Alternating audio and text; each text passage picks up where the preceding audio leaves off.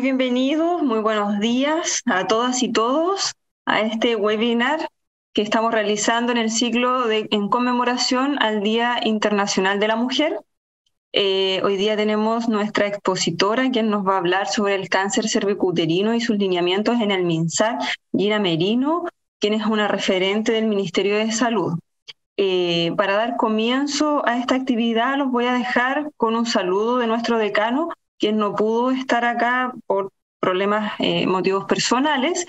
Y bueno, comentarles que esta iniciativa es de la Universidad de las Américas, específicamente la Facultad de Salud y Ciencias Sociales. ¿Me avisan, por favor, si se escucha el video? Porque hemos estado con unos problemitas. ¿Se escucha el video? No, yo no lo puedo escuchar, no. Quizás cuando compartes pantalla hay un botoncito que dice compartir audio, hay una pestaña que hay que pinchar. Sí, no me deja. Maricela, ¿tú podrías compartir, por favor? Ya. Quiero darles una ¿Se escucha? calurosa, cálida, cariñosa bienvenida a esta actividad, cáncer cervicuterino, y mis deseos de que sea muy provechosa para cada uno y para cada uno de ustedes, y agradecer a Gina Merino del Ministerio de Salud que nos acompañe, y les mando un abrazo y estoy muy seguro que esta va a ser una muy buena actividad. Gracias, Maricela, por la reproducción. Bueno, esas eran las palabras de nuestro decano, don Osvaldo Artaza. Ahora dejo el pase a Gina Merino, que nos va a contar un poco, ella es la experta sobre este tema. Gracias, Gina, también por estar con nosotros el día de hoy. Bueno, muchas gracias a Maricela y a Claudia por la organización de este seminario, justamente en conmemoración del Día Internacional de la Mujer, y el tema de hoy tiene que ver con un tema muy sensible que afecta a la población femenina, pero no cualquier población femenina, sino que a las mujeres que tienen peor gradiente social, es cierto, que tienen peores resultados, digamos, en términos de nuestro sistema económico, que tienen a lo mejor menos escolaridad, ¿cierto?, menor acceso a educación, a condiciones laborales más precarias, y por lo tanto el cáncer cervicuterino se ha visto que afecta de una forma desigual en la población, afectando mayoritariamente a mujeres de países de más bajos ingresos en comparación a mujeres de países de ingresos medios y altos, ¿ya?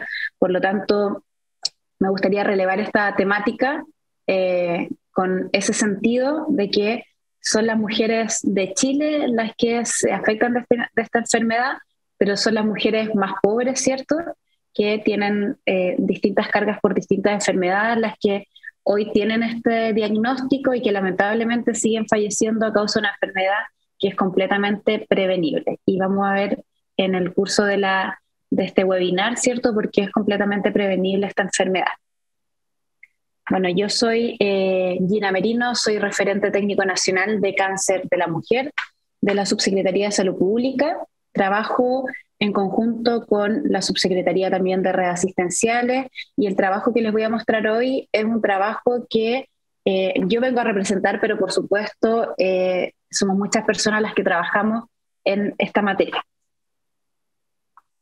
Entonces hoy día quiero poner un poco en contexto qué es el cáncer cervicuterino, cuáles son sus métricas epidemiológicas, ¿cierto?, cuál es el alcance de esta enfermedad, y ver cómo nosotros como ministerio y como país, ¿cierto?, hemos asumido algunos compromisos internacionales con la Organización Panamericana de la Salud, con la Organización Mundial de la Salud, en relación a eliminar esta enfermedad que es completamente prevenible. Y vamos a ver algunas estrategias, cuáles son los lineamientos en cuanto a prevención primaria, secundaria y terciaria. Entonces, por definición, para quienes no están tan interiorizados de esta temática, el cáncer cervicuterino es una alteración celular que se origina en las células del cuello uterino, pero en particular en una porción que se llama la zona de transición, que es una zona en donde las células sufren alto recambio, y por lo tanto esta zona, al tomar contacto con un virus que se llama virus de papiloma humano, ¿cierto?, se podría justamente producir esta enfermedad si es que no es eliminado por el cuerpo de la persona, ¿cierto?, y la enfermedad persiste y luego se desarrolla. Existen la historia natural de la enfermedad es bastante larga, ¿ya? Desde que la persona toma contacto con el VPH hasta que finalmente se genera un cáncer cervicuterino, la literatura muestra que podrían pasar entre 5 a 10 años, ¿ya? Y este paso desde la infección, la persistencia y que surge una displasia severa, un cambio celular importante, hasta que este cambio celular traspasa la membrana del epitelio del cuello uterino y se transforma en un cáncer invasor, pueden pasar bastantes años. Existen dos tipos que son más frecuentes. Existe el carcinoma de las células escamosas, que afecta entre un 80-85% de todos los cánceres, y el adenocarcinoma, que afecta en una proporción un poco menor, entre un 10 y un 12%. Entonces, como les mencionaba, estas alteraciones celulares se provocan por el VPH, y dentro de esta familia de VPH existen al menos 200 tipos, dentro de los cuales 40 se transmiten por vía sexual. Y estos VPH que se transmiten por vía sexual afectan distintos epitelios, ya sean de la cavidad oral, de la cavidad genitourinaria y también de la cavidad anal, produciendo lesiones que podrían estar vinculadas al cáncer cervicuterino, pero también al desarrollo de lesiones condilomatosas o también el desarrollo de cáncer de pene, de vagina, de vulva, cáncer de ano, etc. Ya, por lo tanto, las consecuencias de la infección son múltiples. Entonces, esto es un poco para resumir lo que les mencionaba anteriormente. La mayoría de las personas, al iniciar su vida sexual, toman contacto con este virus, ¿cierto? Y existe un cuello uterino que está sano, que no tiene infección, pero que al cabo, ¿cierto?, el inicio de la vida sexual se infecta. Y hay dos caminos posibles. Un camino es el de la negativización, es decir, de que por distintas vías de la misma inmunidad de la persona se elimina esta infección por VPH. Pero el siguiente camino es que si no se produce esta negativización, que ocurre aproximadamente en el 90% de los casos de las personas que se infectan, existe alrededor de un 10% que esta infección persiste, y en el transcurso aproximadamente de 1 año, 2 años, se podrían producir lesiones preinvasoras, ¿cierto?, denominadas también NIE1 o NIC1, que quiere decir como una lesión intraepitelial de bajo grado, ¿ya? Cuando esta lesión de bajo grado progresa, no se detecta por métodos de tamizaje, como el Papa Nicolau o por otros medios, ¿cierto?, en un transcurso mayor a 5 años, esta lesión se transforma en una lesión de bajo a alto grado, en un NIE2, NIE3, y cuando esta lesión no es tratada, no es controlada a tiempo, no es pesquisada también a tiempo, en un transcurso alrededor de 10 años se podría producir un cáncer. Por lo tanto, aquí les quiero mostrar que cuando digo que el cáncer cervicuterino es una enfermedad que se puede prevenir, es justamente por eso, porque está muy bien conocida la historia natural de la enfermedad, se conoce muy bien cuáles son los periodos entre que existe infección hasta que se producen lesiones de bajo a alto grado, ¿cierto? Y luego cómo estas avanzan hacia un cáncer invasor. Por lo tanto, pesquisarlas a tiempo, pesquisarlas en esta parte de la enfermedad, ¿cierto?, en el NIE1, en el NIE2, es vital para evitar, ¿cierto?, la progresión a un cáncer. Y esto es para reforzar también lo anterior. La mayoría de las personas se infectan con VPH, pero producto de la misma inmunidad, producto de las condiciones innatas, ¿cierto?, a las personas, a menos que haya algún tipo de inmunosupresión o que hayan factores como el tabaquismo u otras infecciones de transmisión sexual concomitantes, ¿cierto?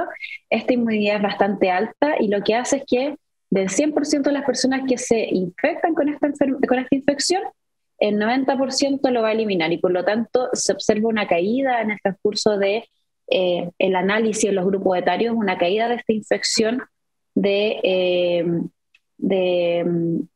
prevalencia de estos virus, pero sin embargo los casos de cáncer cervicuterino se ha visto que a partir de los 30 años aproximadamente empiezan a aumentar, ¿ya? Y por lo tanto se establece una curva entre la prevalencia de la enfermedad y los casos en donde se produce cáncer cervicuterino, y se ha podido demostrar que alrededor de los 30 años es un buen momento para que las mujeres se tamicen con algunas pruebas que detectan, por ejemplo, el virus. No así pruebas de PAP, que el PAP en el fondo lo que hace es buscar cambios celulares que ya produjo, por ejemplo, el VPH. Entonces, por eso existen distintos métodos de tamizaje que van a ser apropiados según lo que estemos analizando, lo que estemos buscando. Para ponerlo en contexto, en dimensiones epidemiológicas, sabemos en todo el mundo que el cáncer de mama es la entidad oncológica que afecta en mayor proporción, ¿cierto?, a las mujeres. Pero existen países, sobre todo países de bajos ingresos, como por ejemplo países de Asia, países de África, del sur de África, o también Bolivia, por ejemplo, en nuestro continente, en donde el cáncer cervicuterino es la primera causa, es la enfermedad más frecuente en la que se diagnostica en materia oncológica, ¿cierto?, de la población femenina. En Chile, alrededor de 1.600 casos se diagnostican al año. Representa alrededor del cuarto lugar, ¿cierto?, de casos más frecuentes de enfermedades oncológicas en las mujeres, y esto tiene una tasa de incidencia ajustada por edad de alrededor de 11 por cada 100.000 mujeres.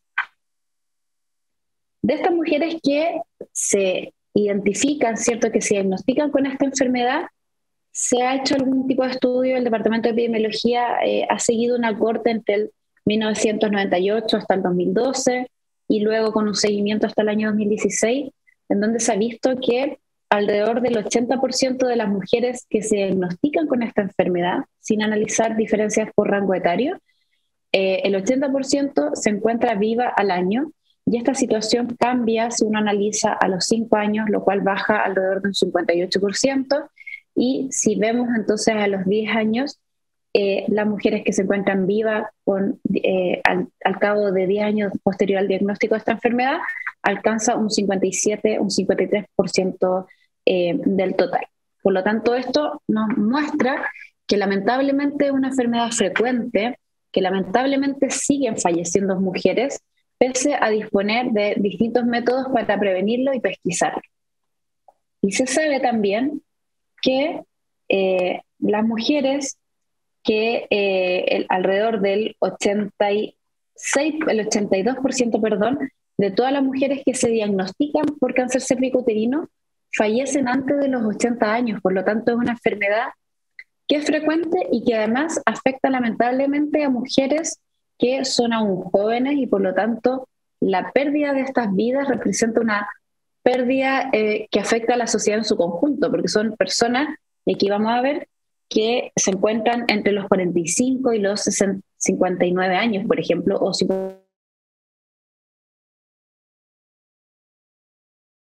activas, que muchas de ellas son, llevan un hogar, ¿cierto?, como se ha visto en las distintas encuestas de caracterización socioeconómica, donde más de un 40, casi un 50% de los hogares son liderados por mujeres solas, ¿cierto? Y por lo tanto, que esta enfermedad afecta a mujeres jóvenes, que afecta a mujeres con menor gradiente social, lo transforma en un problema de salud pública, que como Ministerio de Salud hemos puesto algunos esfuerzos, ¿cierto?, para evitar esta situación.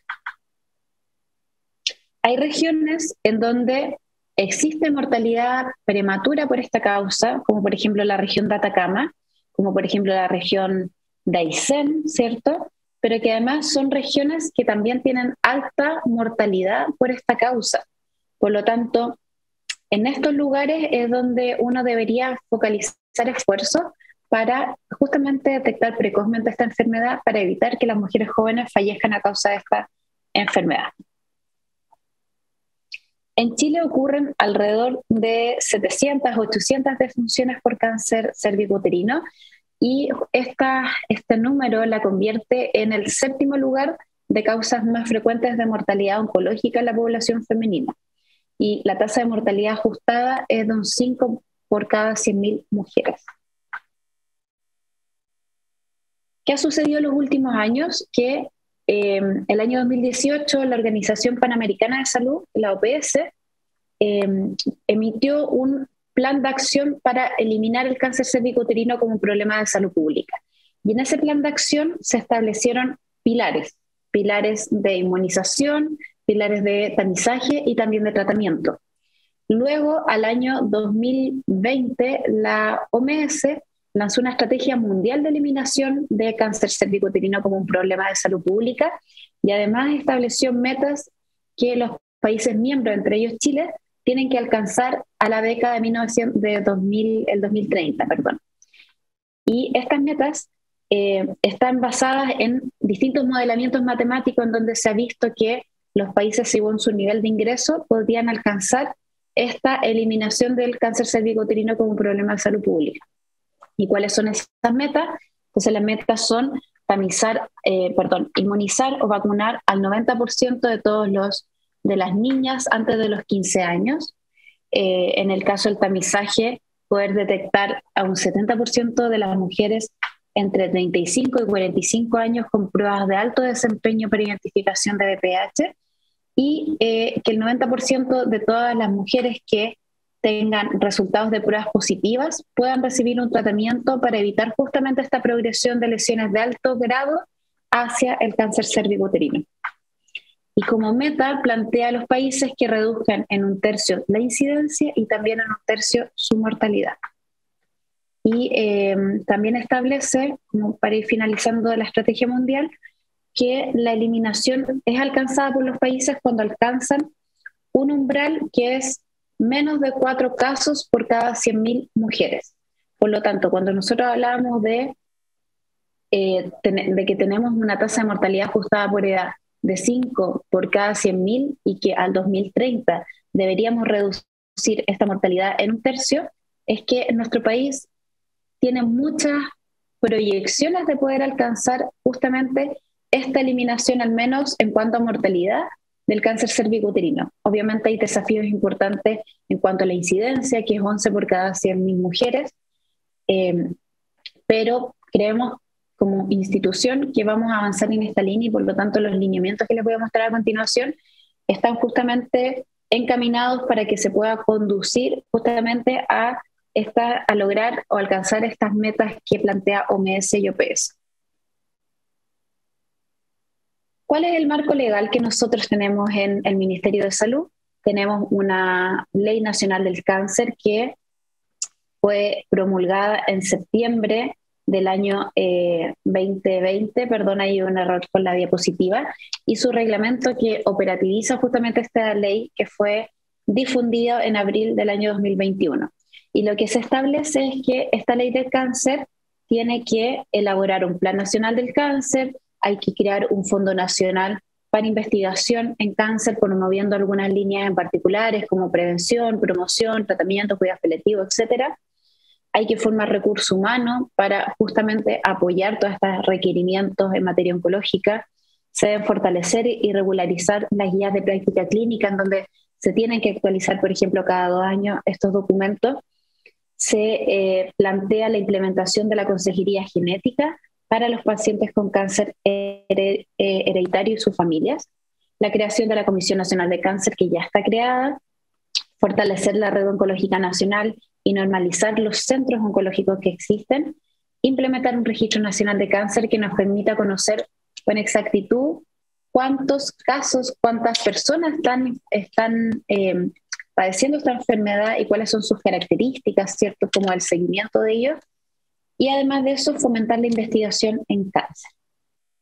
Entonces, desde el año 2021, en el año 2018 se emitió el Plan Nacional de Cáncer 2018-2028, y lo que establece justamente la ley es que este plan debe ser actualizado a mitad de periodo y que el objetivo del plan tiene que ser apuntar justamente al diseño de medidas y propuestas de implementación para que se cumplan los objetivos de la ley del cáncer, que es reducir la cantidad de personas que se enferman, ¿cierto? Y que fallecen, y apoyar también a sus familias, y establecer cuáles son las causas, prevenir el aumento de la incidencia por medio de tratamientos que sean integrales que estén sustentados en la evidencia disponible también, y cómo se puede avanzar en la recuperación de las personas que padecen de esta enfermedad.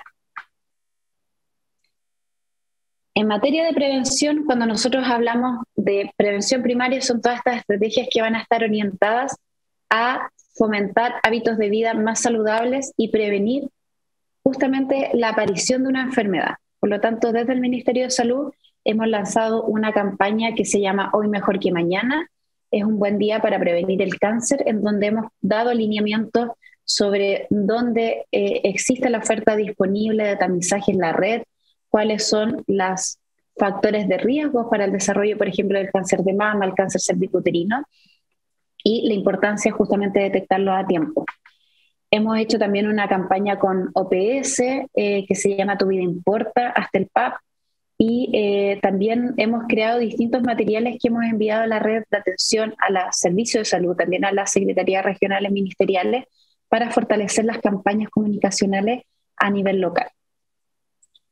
Esto es un poco de la campaña que les mostraba, donde existen distintos videos testimoniales, donde existen videos de profesionales de la red, oncólogos, oncólogas, profesionales de, por ejemplo, el Colegio de Matronas, de aquí el Ministerio de Salud, videos de personas que han tenido esta enfermedad, etc.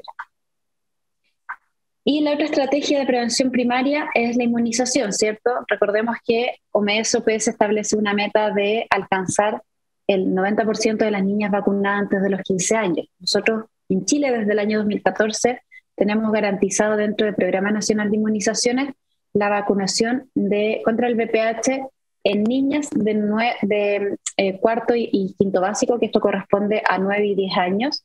Y esta población objetivo se cambió y se extendió, ¿cierto? Se amplió, perdón, hacia los varones el año 2019 también en estos grupos etarios. Por lo tanto, sabemos que producto de la pandemia hubo restricciones importantes a la escuela y la vacunación en este sentido alcanzó metas de cobertura que obviamente bajaron, pero que van encaminadas a lograr alcanzar esta meta. En primera dosis, ¿cierto?, de VPH se alcanzó una cobertura del 72%, mientras que en la segunda dosis se alcanzó una cobertura del 51%. Cuando hablamos de prevención secundaria, que son todas estas estrategias vinculadas, orientadas hacia, una vez producida la enfermedad, detectarla a tiempo para justamente prevenir la progresión, es que en nuestro país tenemos instalado hace varios años, hace varias décadas, la realización de la citología exfoliativa, o PAP como se conoce, que es un procedimiento que se hace, ¿cierto?, en la atención primaria, mayoritariamente por matronas y matrones en los box de atención en distintos contextos, en controles ginecológicos preventivos, control prenatal, control de regulación de fertilidad, control de climaterio también, y que el objetivo del PAP es detectar la presencia de cambios celulares que están producidos, ¿ciertos?, por el virus de papiloma humano. Y la idea es detectar estos cambios celulares para poder realizar intervenciones precoces para evitar justamente este paso de una lesión de bajo grado a lesiones de alto grado, ¿ya? En nuestro país la cobertura ha bajado, eso es una realidad, ha bajado también justamente por la pandemia, y al año 2022, son datos estos preliminares que ha facilitado la División de Atención Primaria de redes asistenciales, esta cobertura estuvo bajo el 40%, por lo tanto tenemos una brecha importante de trabajo que hacer a nivel local para incentivar a las mujeres a que acudan a tomarse este importante examen que va a prevenir entonces el desarrollo de lesiones de alto grado. Además de eso, durante el año 2019 nosotros iniciamos justamente mandatado por este Plan Nacional de Cáncer 2018-2028, iniciamos un proceso de implementación de pruebas de alto desempeño para detección de virus de papiloma humano. Existe el PAP ha sido un excelente aliado, ¿cierto?, para reducir la mortalidad por esta causa, pero el PAP por sí mismo tiene algunas limitaciones que son propias al examen. es decir, tiene algunas limitaciones que son operador dependiente, por ejemplo, de quién toma la muestra, de quién hace la lectura también, ¿cierto? De cómo está fijado el examen, etcétera. Y se ha visto que hay exámenes de PCR de detección de virus de papiloma humano que pueden ser mucho más sensibles para la identificación del virus y que por lo tanto identificando el virus podríamos prevenir un cambio celular que podría provocar un cáncer cervicouterino. Por lo tanto, va un poco más antes del desarrollo de la enfermedad misma. Entonces, durante el año 2019 iniciamos un trabajo de incorporar este test en 13 de los 29 servicios de salud, ¿cierto? Elaboramos distintos documentos normativos, efectuamos capacitaciones importantes a la red asistencial, capacitamos más de 3.000 personas, se habilitaron espacios justamente para procesar exámenes que virtuosamente, producto de la pandemia, fueron utilizados, por ejemplo, como laboratorio de procesamiento para PCR por COVID. Por lo tanto, esto también fue algo que no sabíamos cuando lo estábamos haciendo, pero que afortunadamente pudo servir para enfrentar entonces esta pandemia. Modificamos sistemas de registro, hicimos codificación de este examen para que las mujeres que, por ejemplo, tienen ISAPRE o, por ejemplo, tienen FONASA, pero quieren hacer este examen en el extrasistema en modalidad libre elección, ¿cierto? Puedan acceder a él a un precio bastante más económico. Anterior a esta codificación el precio era bastante alto, sin embargo, con la codificación se estandarizó un precio y por lo tanto esto también beneficia a las mujeres del sistema privado. ¿Qué estamos haciendo actualmente? En estos 13 servicios de salud estamos implementando una modalidad de COTES en donde se toma el BPH, se toma el Papa Nicolau y se procesan ambos exámenes y con eso se define la conducta. Es necesario, por ejemplo, derivar a una colposcopía o si hay que realizar un nuevo testeo en un año o si el resultado de este test de BPH es negativo y por lo tanto el tamizaje debería ocurrir en 5 años más.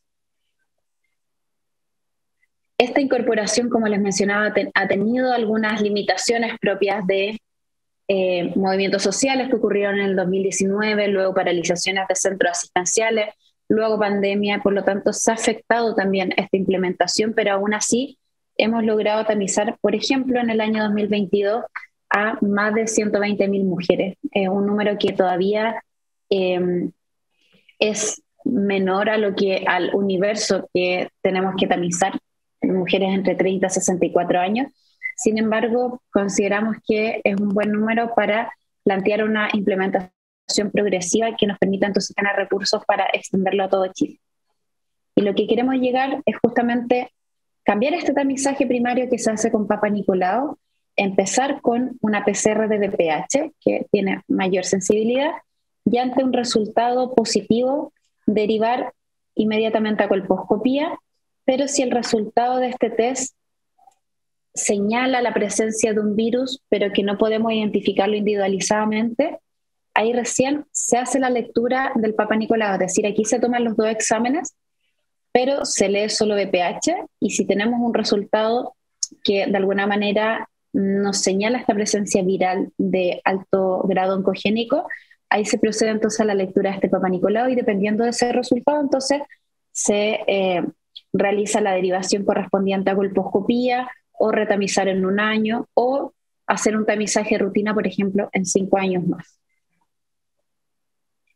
En prevención terciaria, que ya son todas estas estrategias, estas acciones orientadas a evitar que las personas fallezcan por esta causa y mejorar también la calidad de vida, tenemos el GES. El GES es un régimen de garantías en donde el año 2004 se incorporó dentro de los principales problemas de salud el cáncer cervicouterino, y para el tratamiento, ¿cierto?, de las lesiones se hizo un cambio en este último decreto del GES que se difundió, que entró en vigencia, perdón, el 1 de octubre del 2022.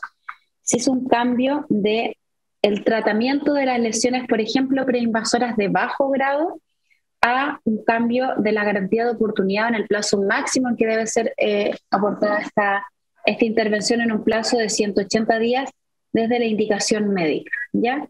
Por lo tanto, ¿y por qué se hizo este cambio? Porque se sabe que muchas de las infecciones por VPH se negativizan, se eliminan producto de la misma inmunidad. Por lo tanto, en estos casos, cuando la lesión es de bajo grado, el tratamiento habitualmente es el seguimiento, es el mirar si es que esta lesión progresa o no, y por eso se cambió hasta estos 180 años, o sea, 180 días, perdón.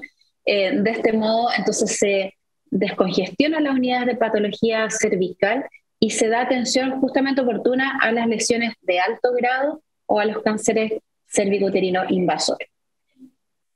Así que bueno, eso es lo que les quería mostrar. Eso son el trabajo que desarrollamos en el Ministerio de Salud en cuanto al cáncer cervicouterino, en cuanto a la prevención primaria, secundaria, terciaria, y que es un tema de especial interés por nuestras autoridades para justamente evitar más muertes por esta causa, conociendo entonces que esta es una enfermedad totalmente prevenible, ya sea por la vacunación, por el tamizaje y también por el tratamiento de las lesiones preinvasoras de bajo y de alto grado. Así que espero haber aclarado dudas, haber profundizado en algún concepto que a lo mejor ustedes ya lo poseían. Así que muchas gracias nuevamente por la invitación. Muchas gracias, Gina. Vamos a abrir unos 5 minutitos de preguntas para que les empiecen a mandar por el chat y nosotros podamos ir leyéndolas a nuestros expertos y puedan contestar. Veamos si ha llegado algo. Hasta el momento están todos claros. Eso es bueno. Ahí llegó la primera acotación. Dice, el examen de BPH, ¿cuánta duración tiene? ¿Cuánta duración en cuanto a vigencia será o cuánto el procedimiento mismo? Quizá ahí habría que precisar. La vigencia, claro, va a depender del resultado. Si el examen es normal, la vigencia es de 5 años. Pero si el examen tiene un resultado, por ejemplo, positivo para agrupados de alto grado de cáncer cervicouterino, la vigencia podría ser 1 año hasta que sea necesario repetir el examen para entonces estar con total tranquilidad de que no hay desarrollo, no va a haber desarrollo de esta enfermedad. Perfecto, muchas gracias, Gina. María José Benavides también nos escribió. Coloca, excelente presentación, te felicito. Por otro lado, ¿cuándo se espera tener el tamizaje de PCR-BPH de manera masiva a los usuarios del sistema público? Es una buena pregunta, una pregunta que también es reiterada, ¿cierto? A nivel técnico, yo trabajo desde el punto de vista técnico en esta materia desde el año 2018.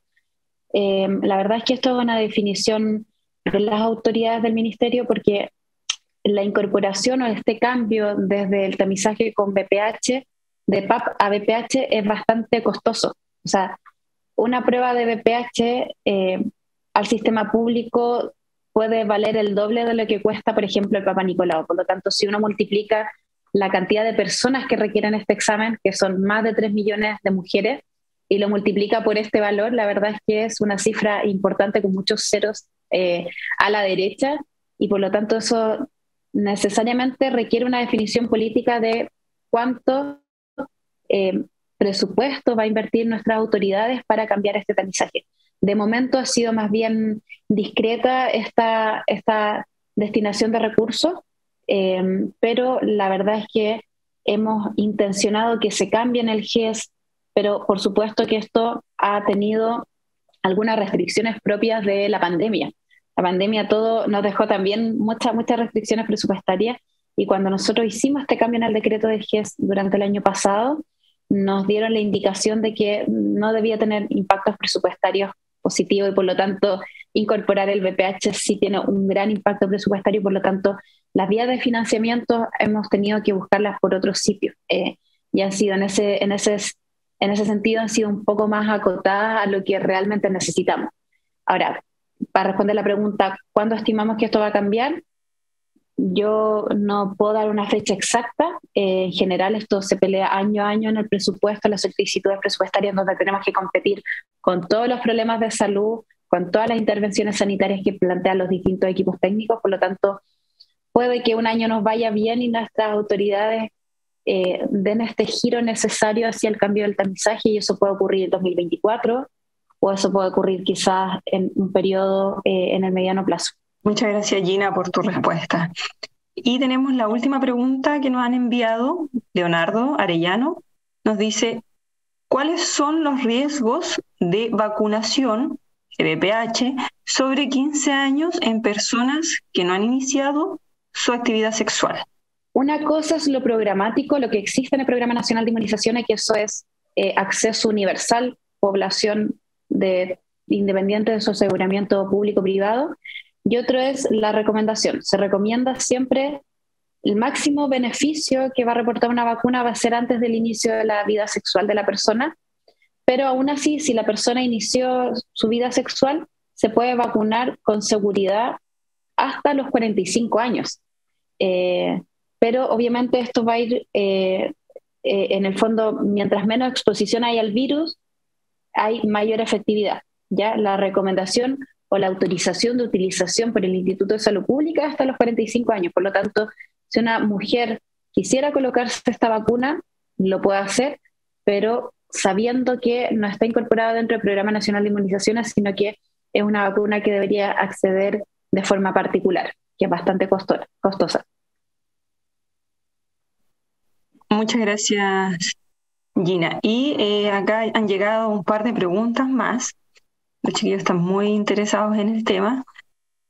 Asistente Anónimo nos pregunta: ¿es hereditario o se puede presentar por sí solo la transmisión sexual? Por sí sola la transmisión sexual.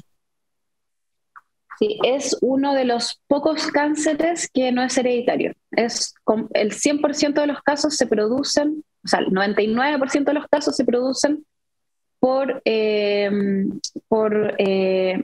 persistencia de la infección por virus de papiloma humano.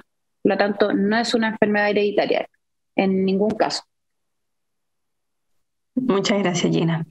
Y María José Benavides nos dice: muchas gracias por la respuesta anterior.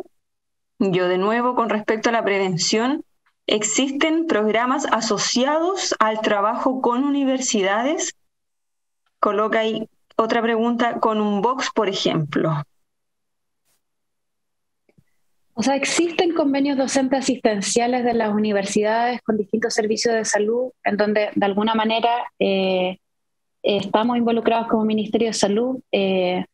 Dentro de nuestro alcance como Ministerio de Salud no está nuestra, digamos, no son nuestros aliados, nuestros socios, no tenemos injerencia sobre las casas de estudio de educación superior, pero sí han habido experiencias bastante virtuosas en cuanto a convenios de colaboraciones entre universidades, servicios de salud, y donde como Ministerio de Salud hemos ofrecido asesoría, hemos ofrecido acompañamiento para el logro de justamente acercar esta atención a población que, por ejemplo, no accede regularmente. Perfecto. Y veamos, Daniela nos pregunta: ¿BPH en la atención primaria solo piden PAP? Depende del servicio de salud que uno acceda. Como les mencionaba, hay 13 servicios de salud que están incorporando esta prueba, y en esos servicios de salud, como he mostrado, se han tamizado mujeres con BPH y también con Papa Nicolau, ¿ya? Entonces va a depender dónde uno acceda. Perfecto. María José Benavides nos dice: muchas gracias. Y no tenemos más preguntas. Entonces quiero agradecer a Gina Merino por su presentación, muy interesante. También quiero agradecer a todos los presentes que nos acompañaron, a Marisa Lapino también, que es la directora de la Escuela de Obstetricia, y dejarlos invitados al siguiente seminario, donde vamos a hablar ahora en esta ocasión de cáncer de mamas. Infinitas gracias, Gina Merino, y bueno, esperamos tenerte por acá en una próxima ocasión. Genial. Muchas gracias, Claudia, muchas gracias, Marisela, y nos vemos pronto y que tengan una excelente jornada. Muchas gracias. Muchas gracias. Cariño a tu equipo.